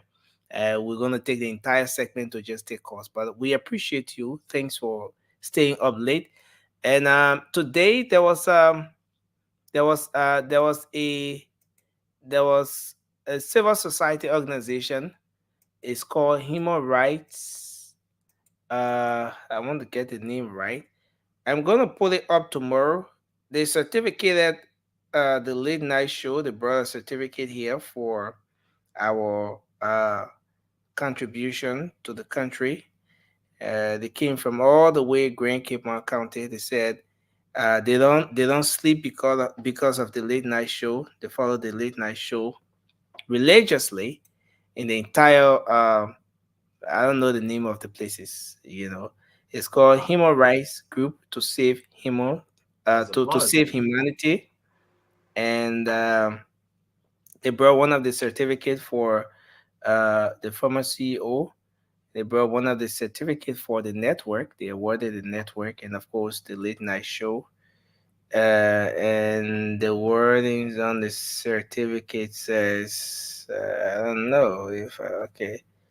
It said the board of directors and administration of the Human Rights Group to Save Humanity is pleased and honored to award to you this certificate in honor of your dedication and nationalism for your services to the country, Liberia, blah, blah, blah. The print is very small. But yeah, so the folks, we appreciate everyone who appreciate what we do here as well. And yes, we look forward to being here tomorrow. The technical team keep signaling to me that we gotta go. And so, folks, it's been another great show, and let's hope we can be here again tomorrow. Thanks to everyone, Nathaniel K. Hill. I see Jamesetta Dauber. I see Josh Wheeler is in the comment section again. And I see our own dear sister Shirley Snell. Shirley and Emmy, I don't know who told her in their friend. There's a video. I wanted to play the video, but for some They're the same height. They're the same height. Just one reason holding me back. You know, I saw Shirley and Emmy singing. At some point, Shirley looking short. Another point, I see Emmy looking taller, and I'm saying, the two of them wearing heels. The two of them got the same height. But Nelson, before we go, right? Yeah. Before we go, Nelson, that awards is yours and your technical team. Yep. The dedication you put in. You do not sleep. You work hard. You're the reason why we're here. You gave us this opportunity to talk. So we're under supporting your efforts. Congratulations, baby steps. Every step of 1,000 miles begin with one. This is your first recognition, and 1,000 more to come. You know, and I think this is a teamwork. This is all of us making this work. You know, it's about Francis joining us from I said New Jersey every night. New Jersey. It's about you, Raymond, joining us from your location every night. It's about Bila Soiree logging in, Shirley from Minnesota, Amy from Texas, and Mickey from Minnesota, Ture from Pennsylvania, Marie, and all of you joining us, joining the show every night, and most especially from Charlotte, Vasco, DB, all the people there. George from Australia. Yeah, George joining in from Australia. Officer Sylvester Johnson from Massachusetts. Steve Bonge, and I mean just the entire team. You know, Charles Gonga and Moba Zoka. You know, our own Moba Zoka. Delaware. You know, it's about everyone. It's about our audience as well. The two as well. The ardent followers of this show, the people who always go on the timeline, share the show, always take up the time to watch the show. And we appreciate every one of you. James Walker, Madam Marcia Snelling, Tommy Jr., we appreciate all of you guys. So let's hope we can be here again tomorrow. Until then, have a good night, everyone.